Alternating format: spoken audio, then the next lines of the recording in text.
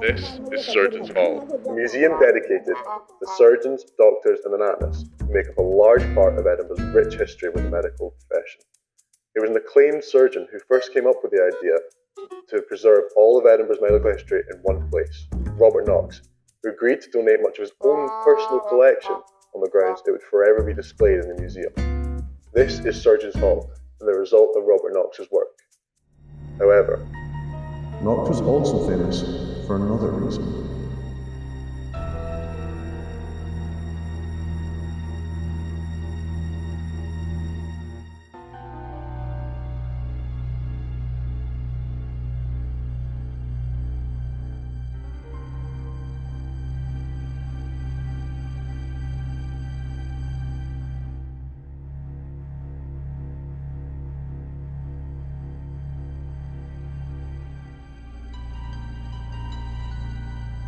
the bodies you used for dissection before you met work. Well, like anyone running an anatomy school at that point, Knox had a bit of a problem in supply of bodies. The only legal way to get a body was through the executioner, and because we were executing less and less people, that's where the problem arose. So in common with pretty much every other anatomy school in the UK at that time, unfortunately the supply was fulfilled by body snatchers or grave robbers, as they came to be known.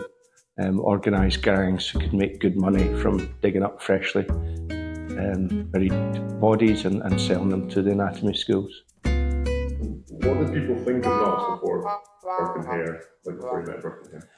He was certainly a renowned anatomist. He had written many articles and books. He was seen as a very renowned specialist in his field. He did have a lot of professional rivals.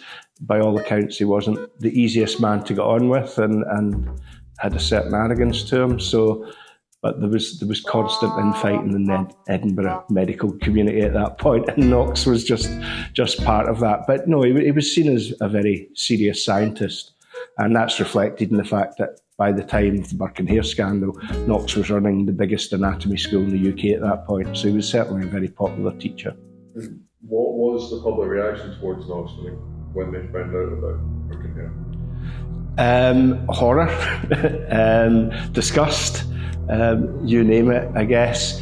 The public were well aware that this was happening. You know, bodies were getting stolen from graveyards for anatomy schools, and they were appalled. You know, the idea that if you didn't have a Christian burial, you wouldn't reach heaven and so on because of the religious beliefs at the time.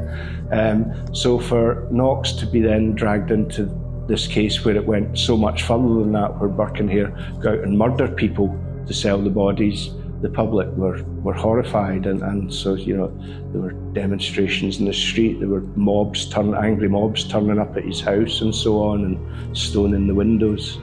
What happened then after that? Did he have to leave Edinburgh? No, well, he stayed in Edinburgh for a good few years, at least about 10 years after this, but absolutely his reputation was very badly damaged, and the numbers of students attending these classes started to dwindle quite severely, and he ended up leaving Edinburgh in the 1840s to continue his career down south. Just sort of the last one, what changes did the Act introduce, and how did it impact medical education? Well, what it done very explicitly was it broke that link between executed criminals and dissection. So up until that point, that, as I mentioned, that was the only legal way.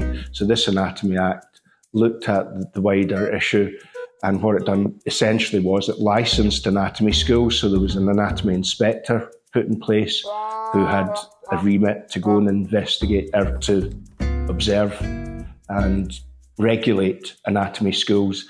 And in return, the anatomy schools no longer had to rely on executed criminals, and they were allowed any what were known as unclaimed bodies.